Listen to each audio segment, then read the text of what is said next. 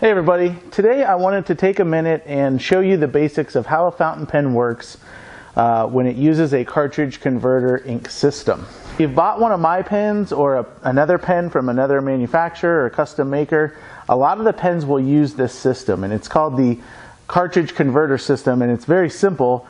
It just means that you can use either a cartridge, which is pre-filled with the ink, or a converter to fill your own ink out of a bottle such as this.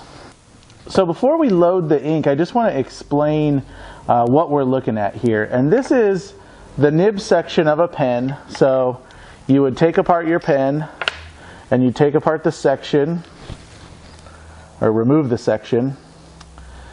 And you can see this one has a cartridge in it. And that's basically the section, the nib section screwed into the front.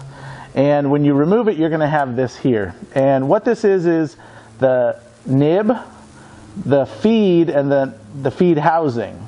And this is important because this is where your ink connects to the fountain pen. Basics of this, if you were going to use a converter or a cartridge, the principles work the same way. You'll take the front end of either one, the cartridge or the converter, and you'll essentially plug it in or press it on to the back end of that feed. And this is what it should look like. Now, of course, you're going to have the section of the pen around it as well, and that's fine, but this is what you're ultimately going for here. Now, at this time, if I was going to use the ink, I would plunge the nib into the ink and then suck it up like a syringe here. This one happens to just slide, whereas some have a screw and you actually are just retracting or pulling the ink into the converter.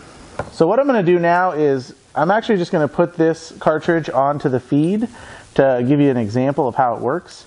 And it's a real simple thing. You just press it right on there. And essentially what you're doing is you're breaking through the seal on this cartridge. Now obviously you want the ink down so where it flows. And sometimes if you wait just a few seconds it'll start to flow. But what happens is there's air between the nib and the cartridge. So I can actually see the little bubble there. If I just give this a little bit of a squeeze, it'll help get the air through there and it'll help start my ink flowing. So I've removed my cartridge and I'm now going to show you how this works in the ink itself, in the ink bottle. So what you want to do is get the nib in there and you want to get it all the way in to where it's able to draw the ink into the nib, and then you're just going to pull it back. Now if you were to pull that back and nothing would come in, you might not have the nib in far enough because you want to cover all the vents and holes. That way it doesn't suck up air, it sucks up ink. Now, as you can see, I'm getting ink on my hand. Using this method, I typically always get ink on my fingers, so if you don't, you're awesome. But right away you can see that this will start flowing really smoothly because there's no air in the channel. So by drawing the ink up, there's ink right there at the nib ready to go. So that's how that works. You can refill it. These can be intimidating when you first start, but they're really easy to clean and use over and over again. So getting your own ink is kind of a fun thing because you can get different brands and colors and try different things.